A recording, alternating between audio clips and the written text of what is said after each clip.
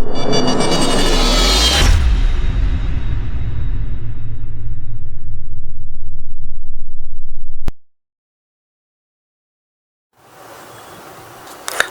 દર્શક મિત્રો, power play કાર્યક્રમમાં આપનું સ્વાગત છે. ગ્લોબલ વોર્મિંગના કારણે કાળા માથાના માનવીને કન્ફ્યુઝ કરી દીધો છે. ક્યારેક સવારના 10-11 વાગ્યા પછી ગરમીનો અહેસાસ કરે છે, ક્યારેક રાત્રે ઠંડીનો અહેસાસ કરે છે અને ક્યારેક માવઠું આવે ત્યારે રેઇનકોટ પહેરવો પડે એ સ્થિતિ તેના માટે સર્જાય છે. જે રીતે હવામાન વિભાગે જે રીતે હવામાન શાસ્ત્રીઓને પણ ક્યાંક ચોક્કસ ગણિત આધારે આગાહી કરવા માટે તેમને કોન્શિયસ કરી દીધા છે. 3 સિઝનો ભેગી થઈ જાય છે ઘણી વખત, ત્યારે માનવી મૂંઝાય છે, કન્ફ્યુઝ થઈ જાય છે કે કેમ આવું થઈ રહ્યું છે. આનો તોડ મેળવવા માટે, આનો જવાબ મેળવવા માટે આપણી સાથે પરેશભાઈ ગોસ્વામી, જેઓ હવામાન વિભાગ નિષ્ણાત છે, હવામાનની આગાહીઓ કરવા માટે જાણીતા છે અને નામ તેમનું સૌરાષ્ટ્રમાં અને સમગ્ર ગુજરાતમાં એ જાણીતું છે કે પરેશભાઈએ કહ્યું છે એટલે ચોક્કસ માવઠું પડશે, ચોક્કસ ઠંડી પડશે કે ઘટશે. આ અંગેનો એક વિશ્વાસ બંધાઈ ગયો છે. હવામાનને લગતી કોઈપણ આગાહી સાથે પરેશભાઈનો એક વિશ્વાસનો તંતુ જોડાયો છે. ત્યારે આજે આપણી સાથે પરેશભાઈ ગોસ્વામીને જોડ્યા છે, તેમની પાસેથી હવામાનની કેટલાક રહસ્યો, હવામાનના ભેદભરમો પણ આપણે ચર્ચા કરીશું અને જાણવાનો પ્રયત્ન કરીશું. પરેશભાઈ, આપનું સ્વાગત છે વીઆર લાઈવના પાવર પ્લે કાર્યક્રમમાં. જી નમસ્કાર. પરેશભાઈ, ઘણી વખત સવારે ઠંડી, મોડી રાત્રે એટલે વહેલી સવારે ઠંડી લાગે છે, બપોરે ગરમી લાગે છે અને ક્યારેક માવઠું પણ ગમે ત્યારે એક અનવોન્ટેડ અતિથિની જેમ ટકવી પડે છે. આ ગ્લોબલ વોર્મિંગના કારણે થાય છે કે કયા પરિબળો બીજા એમાં જવાબદાર છે? આપણી દ્રષ્ટિએ લોકોને જાણવું છે. ચોક્કસથી આમ જોવા જઈએ તો ત્રિવેદી સાહેબ, આમાં એક કરતા અનેક પરિબળો છે ને એ જવાબદાર છે, જેને કારણે આપણી વેધર સાયકલ છે અત્યારે ખોરવાઈ છે. પહેલી વાત તો એ કે ગયા વર્ષે અલ્નીનોનો પ્રભાવ હતો એટલે એને કારણે પણ આપણે હવામાન છે એ અનરેગ્યુલર હતું. છેલ્લા ઘણા વર્ષથી ગ્લોબલ વોર્મિંગ સાથે આપણે બધા ઝઘડી રહ્યા છીએ. એ સાથે સાથે વૃક્ષો પણ ઘટી રહ્યા છે. વૃક્ષોનું ઘટવું એ આવનારા સમય માટે ખૂબ ચિંતાનો વિષય છે. સામાન્ય રીતે જોવા જઈએ તો આપણી પ્રકૃતિને જો આપણે જાળવવી હોય તો પ્રતિ વ્યક્તિ, હું કોઈ ગુજરાતની વાત નથી કરતો, ભારતની વાત નથી કરતો, આ તો ઓલ ઓવર પૃથ્વીની વાત છે. પૃથ્વી ઉપર જેટલા પણ માનવી છે, પ્રતિ વ્યક્તિ 16 વૃક્ષ જો હોય તો જ આપણું જે પર્યાવરણ છે ને એનું બેલેન્સ રહી શકે, બાકી બેલેન્સ રહી શકતું નથી. ઉલટાનું હવે તો એવું પણ છે કે પ્રતિ વ્યક્તિ 16 વૃક્ષ તો નથી, પણ જે છે એમાંથી પણ ઘટતા જાય છે. અમે તો જે અલગ અલગ રિસર્ચ કરતા હોય છે, જે અમારા સર્વે ચાલતા હોય છે, ત્યારે અમારા સર્વેમાં એવું આવ્યું છે કે એક વ્યક્તિનો જન્મ થાય ત્યાંથી લઈને એનું મૃત્યુ થાય ત્યાં સુધીમાં એક વ્યક્તિ મોટા તોતિંગ 4 વૃક્ષ વાપરતો જાય છે. એ પછી કાગળના સ્વરૂપમાં વાપરે છે, ફર્નિચરના સ્વરૂપમાં વાપરે છે, ટેબલ ખુરશીના સ્વરૂપમાં વાપરે છે, અથવા તો કોઈ અન્ય સ્વરૂપમાં લાકડું વાપરે છે. એ જે લાકડું વાપરે એના લાકડું વાપરવા માટે વૃક્ષો આપણે કાપવા પડે છે અને અંતે માણસનું મૃત્યુ થાય તો એના અગ્નિ સંસ્કાર માટે પણ લાકડાની જરૂર પડે છે. એટલે અમારા સર્વેમાં જ્યાં સુધી આંકડો છે કે માણસનો જન્મ થાય ત્યાંથી લઈને મૃત્યુ થાય ત્યાં સુધીમાં એક વ્યક્તિને 4 વૃક્ષ છે ને એ કાપવા પડે છે. પણ એ સાથે ઓક્સિજન અને પર્યાવરણને ટકાવવા માટે એક વ્યક્તિએ 16 વૃક્ષ જરૂરી છે. આ વૃક્ષો છે આપણે છેલ્લા 3 થી 4 દાયકાઓની અંદર ઘણા બધા ઘટી રહ્યા છે, જેને કારણે પણ આપણું જે પર્યાવરણ છે એ હવે બેલેન્સ ગુમાવી રહ્યું છે. અને એ સાથોસાથ હવે જોવા જઈએ તો જે ટેકનોલોજી વધી રહી છે, આ ટેકનોલોજી મુજબ જોવા જઈએ તો એને કારણે પણ આપણું પર્યાવરણ છે એ ક્યાંય બેલેન્સ ગુમાવી રહ્યું છે. એટલે તમામ પરિબળો જવાબદાર છે, જેને કારણે આપણે હવામાન છે એ અનરેગ્યુલર જોવા મળતું હોય છે. ઘણી વખત આપણે ચોમાસા દરમિયાન ઉનાળાનો અનુભવ થતો હોય, ઉનાળા દરમિયાન ચોમાસા જેવો આપણે માહોલ જોવા મળતો હોય અને શિયાળા દરમિયાન પણ આપણે ઉનાળો જોવા મળતો હોય છે. એટલે આ જે મિક્સ ઋતુનો આપણે સામનો કરી રહ્યા છીએ એ ગંભીર બાબત છે. એમાં પણ અત્યારે 2025નો જાન્યુઆરી મહિનો ચાલુ છે, જાન્યુઆરી મહિનાનું છેલ્લું અઠવાડિયું ચાલુ છે. આમ સામાન્ય રીતે જોવા જઈએ તો 15 ડિસેમ્બર પછીથી ઠંડી આપણે ધીમે ધીમે વિદાય લેતી હોય છે અને ધીમે ધીમે મિક્સ ઋતુનો સામનો કરતા હોય છે. જોકે આ વર્ષે એવું બન્યું છે કે WD છે બેક ટુ બેક આવવાનું ચાલુ છે. કેમ કે ગુજરાતમાં ઠંડી કઈ રીતે આવશે?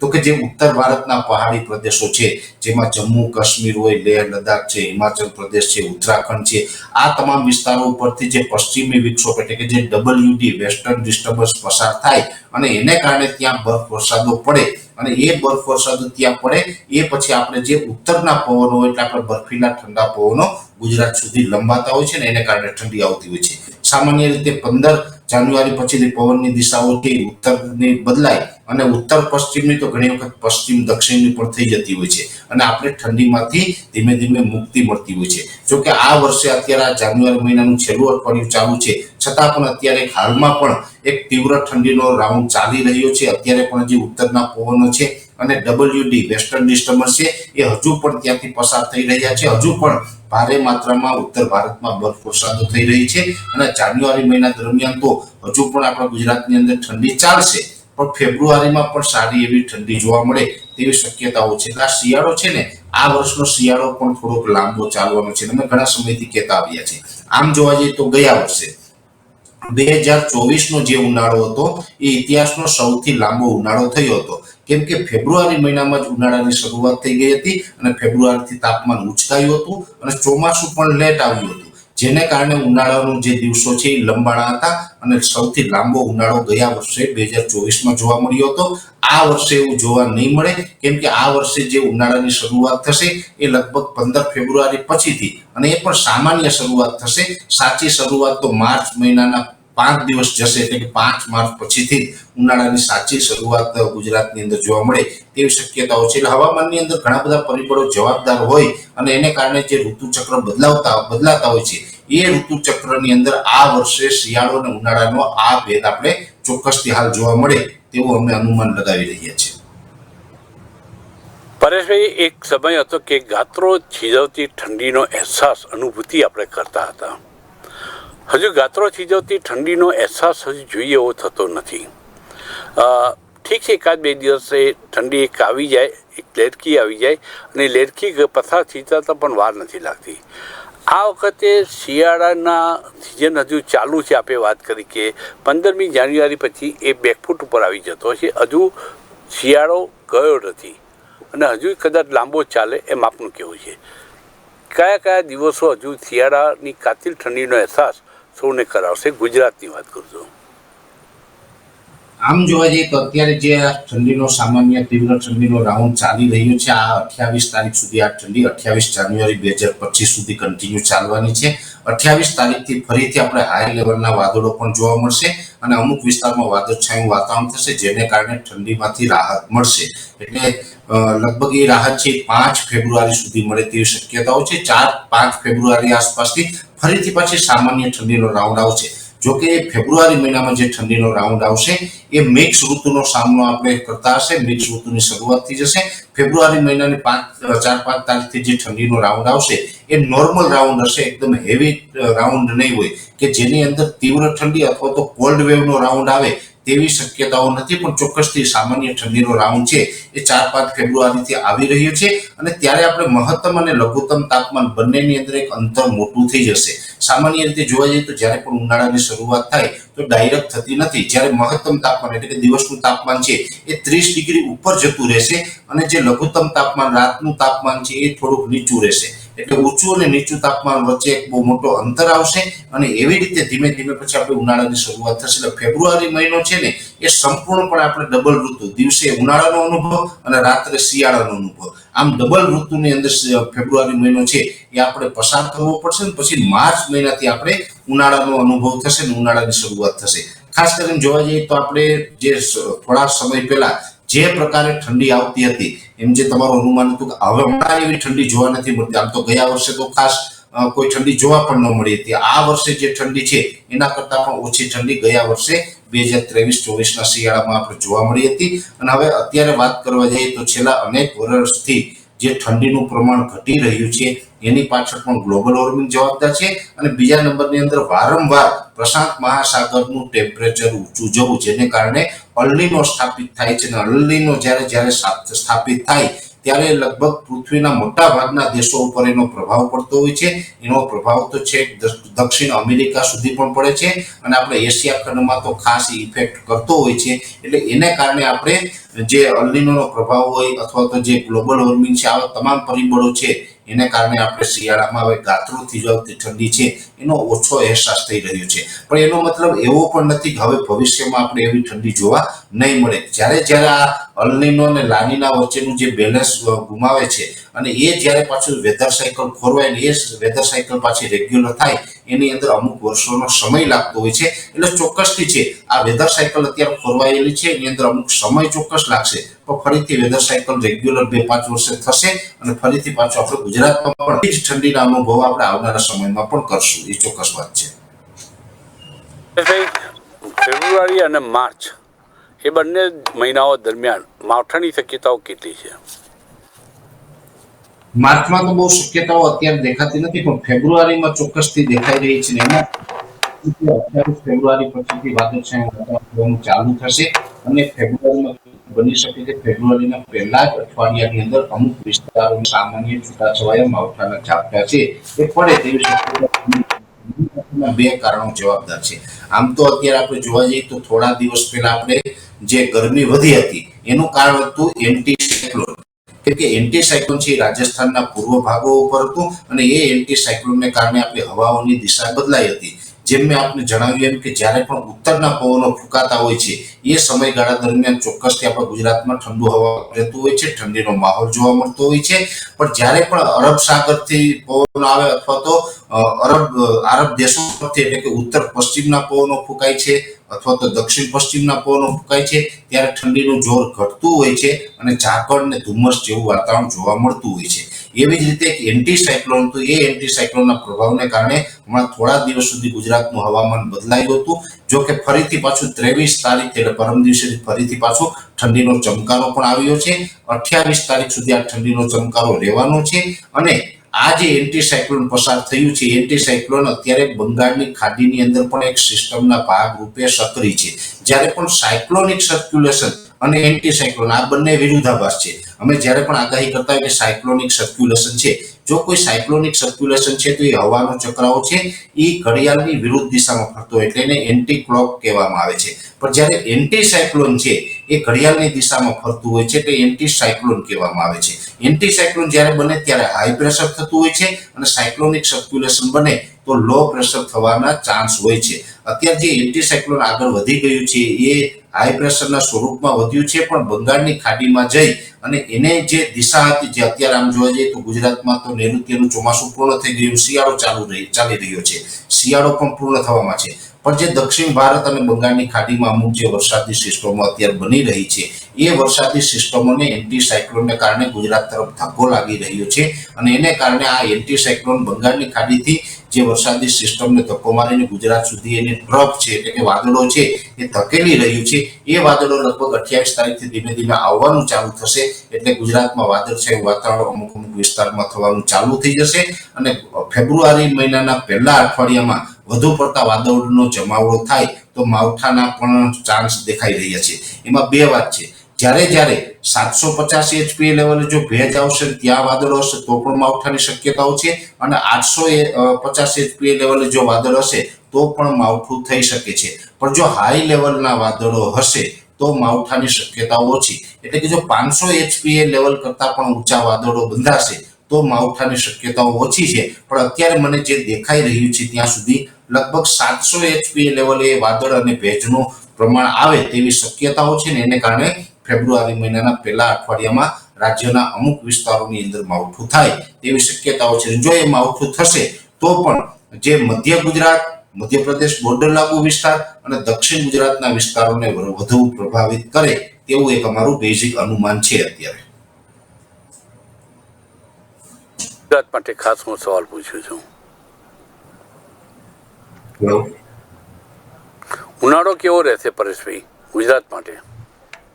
જો કે ઉનાળો તો આપણે ગુજરાતમાં ક્યારેય નબળો રહેતો નથી. આમ તો ત્રિવેદી સાહેબ ઉનાળો છે ને એ મધ્ય ભારત માટે હંમેશા આકરો જ રહે છે. એટલે ઉનાળાની અંદર તો 40 ડિગ્રીથી ઉપર તાપમાન જતું હોય છે અને અનેક વખતે આપણે 45 ડિગ્રીને પણ તાપમાન વટાવતું હોય છે. આ વર્ષે પણ 40 થી લઈને 45 ડિગ્રીની રેન્જમાં, એટલે ઉનાળો છે એ સામાન્ય નહીં રહે. ઉનાળો છે એકંદરે સારો રહેશે અને ઉનાળાની અંદર હાઈ ટેમ્પરેચર અને હીટવેવના રાઉન્ડથી આપણે બચવાની પણ તૈયારી રાખવાની છે, કેમ કે હીટવેવ તો ઘણી વખત આવશે અને સાથે ટેમ્પરેચર છે એ પણ હાઈ થશે. એટલે હાઈ ટેમ્પરેચર અને હીટવેવના રાઉન્ડ જે દર વર્ષે રેગ્યુલર આવતા હોય છે એવા જ આ વર્ષે પણ આવશે. એટલે આપણે એ ચોક્કસ તૈયારી રાખવાની છે અને એકંદરે આ વર્ષનો એટલે 2025 નો ઉનાળો છે એ સારો એવો રહેવાનો છે. અને ઉનાળો પણ જેવી રીતે અત્યારે શિયાળો ચાલુ છે તો શિયાળાની વિદાય નથી થઈ રહી, એવી જ રીતે ઉનાળો પણ થોડોક લેટ ચાલુ થશે તો ઉનાળાની પણ વિદાય લેટ થશે. એનું કારણ છે કે જે રીતે લાંબા ગાળાના અમુક પેરામીટરોના આધારે છે અથવા તો જે બીજા પણ અમુક જે લક્ષણો જે બતાવતું હોય છે હવામાન, એ મુજબ જોવા જઈએ તો કદાચ આ વર્ષે ચોમાસાની શરૂઆત કદાચ 15 થી 20 દિવસ મોડી થઈ શકે. એટલે ચોમાસું મોડું ચાલુ થશે જ્યાં સુધી ચોમાસું ચાલુ નહીં થાય ત્યાં સુધી ઉનાળો ચાલુ રહેવાનો છે. એટલે જેવી રીતે શિયાળો પણ લાંબો ચાલ્યો ઉનાળો પણ લાંબો જ ચાલશે એવું અનુમાન છે. ચોમાસાની શરૂઆત છે એ લેટ થશે. લેટ એટલે કદાચ મારું એવું માનવું છે કે 25 જૂન પછી થાય. સામાન્ય રીતે 15 જૂને ગુજરાતની અંદર ચોમાસાનો પ્રવેશ થઈ જવો જોઈએ. આ વર્ષે કદાચ એવું બને કે 25 જૂન પછીથી થાય શરૂઆતની, એ પણ ધીમી શરૂઆત થાય. 25 જૂન પછીથી લઈને 30 જૂન સુધીમાં અમુક વિસ્તારમાં, જેમાં દક્ષિણ ગુજરાતના ભાગો અને સૌરાષ્ટ્રના દરિયાઈ કાંઠાના ભાગોમાં કદાચ ચોમાસાની શરૂઆત થઈ જશે, ત્યાં ચોમાસું એન્ટર થઈ જશે. પણ સમગ્ર ગુજરાતની અંદર તો ચોમાસું છે કદાચ જુલાઈ મહિનાના પહેલા અઠવાડિયામાં એ જોર પકડે એવું એક અનુમાન અત્યારે અમે લાંબા ગાળાનું લગાવી રહ્યા છીએ. એટલે ચોમાસું છે એ પણ ચાલુ વર્ષે થોડુંક લેટ ચાલુ થાય એવી શક્યતા અમને દેખાઈ રહી છે. પરેશભાઈ, જ્યારે પણ હવામાનને લગતી ચર્ચા થાય ત્યારે લાનીનો અને અલનીનો બંને ખાસ ઉલ્લેખ થાય છે. અને ઓસ્ટ્રેલિયાની દરિયા તરફ એ બાજુ જ્યારે આ પ્રકારનો લાનીનો અને અલનીનોની અસર શરૂ થાય, સૌથી વધુ એશિયા ખંડમાં અને એમાં ભારત ઉપર વધુ થાય છે. એનું કારણ શું? એનું કારણ એવું છે કે જે અલનીનો અને લાનીનો, સામાન્ય રીતે ઘણા બધા મિત્રોને ખબર નથી હોતી કે અલનીનો અને લાનીનો શું, એ તાપમાનની કન્ડિશન છે. જે આપણો પ્રશાંત મહાસાગર છે ઓસ્ટ્રેલિયાથી આગળ એમાં પેરુ અને ચીલી નામનો જે દેશ છે ત્યાં કાંઠે આવેલો. હવે ત્યાં જે એ સમુદ્રની જે જળ સપાટી છે એનું તાપમાન નોર્મલ કરતા ઊંચું જાય, જેને અલનીનો કહેવામાં આવે છે. જ્યારે એ તાપમાન નોર્મલ હોય તો ન્યુટ્રલ અલનીનો કહેવામાં આવે છે. અને જ્યારે તાપમાન નોર્મલ કરતા નીચું જાય તો એને લાનીના કહેવામાં આવે છે. અને સ્વાભાવિક રીતે ત્યારે જે પાણી ત્યાં ગરમ થાય છે ત્યાં તાપમાન, પ્રશાંત મહાસાગરનું તાપમાન ઊંચું જાય એટલે એ સમુદ્ર ભાગનું જે જળ સપાટી છે એ ગરમ થાય છે અને ઠંડા પાણી છે એ હિંદ મહાસાગર સુધી પહોંચતા હોય છે.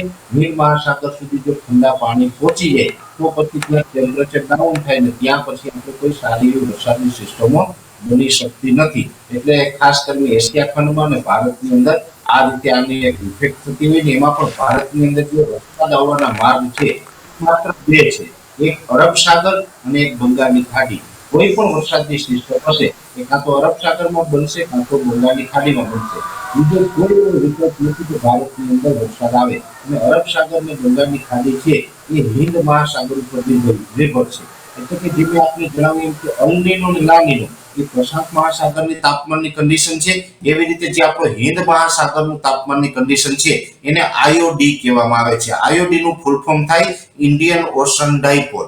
એટલે જે ઇન્ડિયન ઓશન ડાયપોલ છે, જે શ્રીલંકાથી નીચેનો જે દક્ષિણ તરફનો જે આપણો સમુદ્રી ભાગ છે એનું તાપમાન પણ ખૂબ મહત્વનું રહેતું હોય છે. જ્યારે પ્રશાંત મહાસાગરનું તાપમાન ઊંચું જાય ત્યારે હિંદ મહાસાગર એટલે કે આઈઓડી છે એ નેગેટિવ થઈ જતો હોય અને આઈઓડી નેગેટિવ થઈ જાય તો એની નેગેટિવ અસર ભારત ઉપર પડતી હોય છે.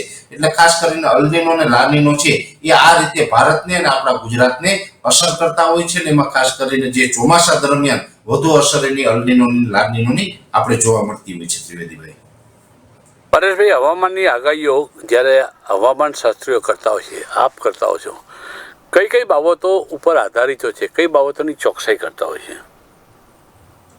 લાંબા ગાળાના પેરામીટરો તરીકે જોવા જઈએ તો અલનીનો અને લાનીનો છે એ બહુ ખૂબ મહત્વના, એના ઉપર પણ જોવું પડે. બીજા નંબરમાં આવે છે આઈઓડી. આઈઓડી એટલે ઇન્ડિયન ઓશન ડાયપોલ. ત્રીજું પેરામીટર અમે એ જોતા હોઈએ છે કે એમજેઓ, મિડલ જુલન ઓશન, એ પણ ખૂબ અગત્યનો ભાગ ભજવે છે.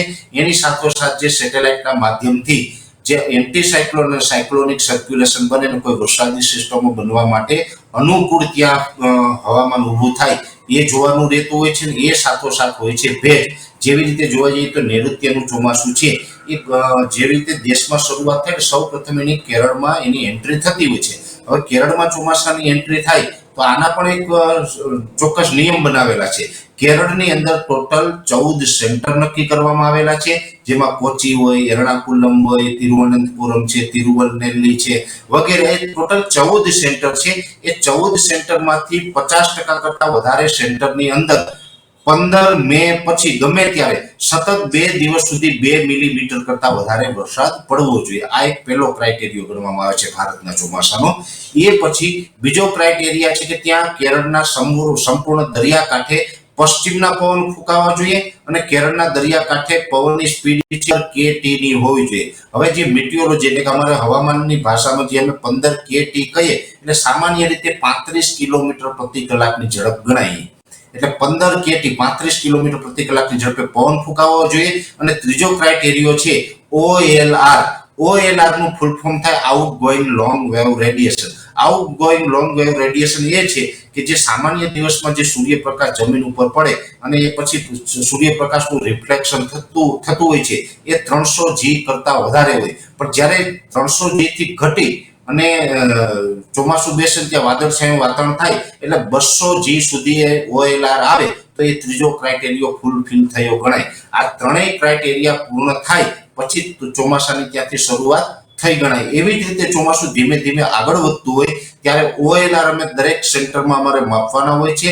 જે સેન્ટરોની અંદર OLR ડાઉન થાય ત્યાં જ આપણે ચોમાસું પહોંચ્યું ગણાય. ને ચોમાસા દરમિયાન પછી જ્યાં પણ વરસાદની સિસ્ટમો છે એ સેટેલાઇટના માધ્યમથી અને આ પેરામીટરોના માધ્યમથી એનું પ્રિડિક્ટ કરીને એની માહિતી આપવામાં આવતી હોય છે. ત્રિવેદીભાઈ, સામાન્ય રીતે પોલ્યુશન ત્રણેય ઋતુ પર અસર કરતી હોય છે. કયા પ્રકારની અસરો હોય છે, પોલ્યુશન એના માટે કેટલું જવાબદાર છે? આગાહી થતી હોય, ઘણી વખત અચાનક એક ચક્રવાત ઊભું થયું હોય, પછી એ ફંટાતું રહેતું હોય છે. પરંતુ શિયાળો હોય, ચોમાસું હોય, ઉનાળો હોય, પોલ્યુશનને બધા ગણિત આપણા બગાડે છે. કઈ રીતે અને કેટલો અંશે જવાબદાર છે પોલ્યુશન? સામાન્ય રીતે જોવા જઈએ તો પોલ્યુશનને કારણે ઓક્સિજન પણ ડાઉન થાય છે. બીજા નંબરની અંદર પોલ્યુશનને કારણે હવાની અંદર રહેલો જે ભેજ હોય છે એ ભેજનું પ્રમાણ પણ ઘટતું હોય છે. ભેજને બાળવાનું કામ આ પોલ્યુશન કરે છે. અને એમાં પણ ઘણી જગ્યાએ ઘણા બધી ફેક્ટરીઓની અંદરથી જે સલ્ફર જેવા પદાર્થ નીકળતા હોય છે એ તો પોલ્યુશન બાળવામાં ખૂબ મોટો ભાગ ભજવે છે. એટલે પોલ્યુશનને કારણે હવામાં રહેલો ભેજ છે એ પણ ઘટતો હોય છે. પોલ્યુશનને કારણે જે એન્ટી સાયક્લોનો છે એનું પ્રમાણ વધી જતું હોય છે, જેને કારણે સાયક્લોનિક સર્ક્યુલેશનો ચોમાસા દરમિયાન ઓછા બને અને આપણે વરસાદી સિસ્ટમો છે ઓછી બંધાતી હોય છે. આ રીતે ચોમાસા ઉપર પણ અસર કરે. અને એવી જ રીતે જોવા જઈએ તો શિયાળા ઉપર, શિયાળામાં પણ જ્યારે પોલ્યુશન વધે છે ત્યારે આપણે એન્ટી સાયક્લોનો ક્રિએટ થતા હોય છે. ને એન્ટી સાયક્લોનોને કારણે ઉત્તરના પવનો ન આવે તો આપણે શિયાળો પણ નબળો રહેતો હોય છે. તો ઉનાળા દરમિયાન પણ સેમ આ પરિસ્થિતિનો સામનો કરવો પડે છે. પોલ્યુશનને કારણે વધારે પડતા આપણે ગરમીનો સામનો કરી રહ્યા છીએ. પોલ્યુશનને નાબૂદ કરવા માટે બે રીતે આપણે પોલ્યુશનથી બચી શકીએ. પહેલું તો એ કે વધારેમાં વધારે આપણે કાળજી એ રાખીએ કે પોલ્યુશન ઓછું ફેલાય. પોલ્યુશન ફેલાતા હોય એવા જે કંઈ પ્રયોગો છે એ ન થવા જોઈએ અથવા તો ઓછા થવા જોઈએ. અને બીજા નંબરની અંદર જે પોલ્યુશન ફેલાય છે તેનાથી આપણું પર્યાવરણને ફરીથી પાછું આપણે સુધારવું હોય તો વધારેમાં વધારે વૃક્ષો વાવવા એનાથી બીજો કોઈ એનો અલ્ટરનેટ ઉપાય છે નહીં. એ એક જ ઉપાય એવો છે કે જે આપણું પર્યાવરણ છે એને બેલેન્સ કરી શકે, પર્યાવરણને પોલ્યુશનથી પણ બચાવી શકે. એટલે વધારેમાં વધારે વૃક્ષ વાવવા જોઈએ અને પોલ્યુશન ઘટે એવા જ પ્રયોગો કરવા જોઈએ. તો જ આપણે પોલ્યુશનને રોકી શકશું. તો જ આપણે આપણા ઋતુચક્રને જે ખોરવાઈ રહ્યું છે એ ખોરવાતા ઋતુચક્રને ફરીથી આપણે રાબેતા મુજબ રાખી શકશું. ત્રિવેદીભાઈ, ગાંધીનગર જે ગુજરાતનું પાટનગર છે ત્યાં વૃક્ષો ખૂબ છે, લીલાછમ વૃક્ષો છે. ગ્રીનરી માટે ગાંધીનગર જાણીતું છે, જે રીતે ડાંગ પણ ગ્રીનરી માટે જાણીતું છે. પણ 2 વર્ષ પહેલાં એવું બન્યું હતું કે સૌથી ઓછો વરસાદ ગુજરાતમાં ગાંધીનગર ખાતે ગણાયો હતો, નોંધાયો હતો. તો વૃક્ષો છે છતાં ઓછો વરસાદ પડ્યો, તો કારણ શું હોઈ શકે? એની અંદર માત્ર વૃક્ષો છે તો જ આપણે વરસાદ આવી જ જશે એ એક કારણ જવાબદાર નથી. સામાન્ય રીતે જોવા જઈએ તો ગુજરાતના બે જિલ્લા એવા છે કે ત્યાં પૂરતા પ્રમાણમાં વૃક્ષ છે. એક છે ગાંધીનગર અને બીજું છે ડાંગ જિલ્લો. કેમ કે મેં જે શરૂઆતમાં આપને વાત કરતો હતો કે પ્રતિ વ્યક્તિ 16 વૃક્ષની જરૂર પડે અને હોવા જોઈએ, એ પ્રતિ વ્યક્તિ 16 વૃક્ષની વાત કરવા જઈએ તો ગુજરાતમાં માત્ર બે જિલ્લા છે, એક છે ડાંગ અને બીજું છે ગાંધીનગર, કે જ્યાં પ્રતિ વ્યક્તિ 16 વૃક્ષ છે. બાકી જેને ગીર સોમનાથ કે જેના જંગલ એના ભાગમાં છે, સાસણ જેવો ભાગ છે, જુનાગઢ જેવો ભાગ છે, એમાં પણ પ્રતિ વ્યક્તિ 16 વૃક્ષ થતા નથી. ત્યારે ગાંધીનગરની અંદર વૃક્ષ છે એ ખૂબ સારી બાબત છે. પણ ગયા વર્ષે ઓછા વરસાદ પડવાનું મેઇન કારણ હતું અલનીનો. અલનીનોનો પ્રભાવ હતો, પ્રશાંત મહાસાગરનું તાપમાન ઊંચું ગયું હતું. એને કારણે ગુજરાતમાં એવી અસર પડી હતી કે જ્યાં વરસાદ પડ્યો ત્યાં અતિવૃષ્ટિ થઈ ગઈ અને જ્યાં વરસાદ ન પડ્યો ત્યાં અનાવૃષ્ટિ થઈ. એટલે અનાવૃષ્ટિના ભાગમાં પણ ઘણા જિલ્લા આવ્યા હતા ને એની અંદર હતું એક ગાંધીનગર.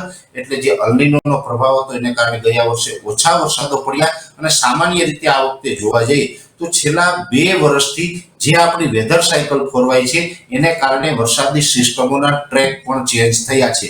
જ્યારે પણ ગુજરાતમાં વરસાદ આવતો ત્યારે મોટા ભાગે અરબ સાગરની સિસ્ટમો બને અને એ ગુજરાત ઉપરથી પસાર થાય ત્યારે સારા એવા વરસાદો આવતા હોય છે.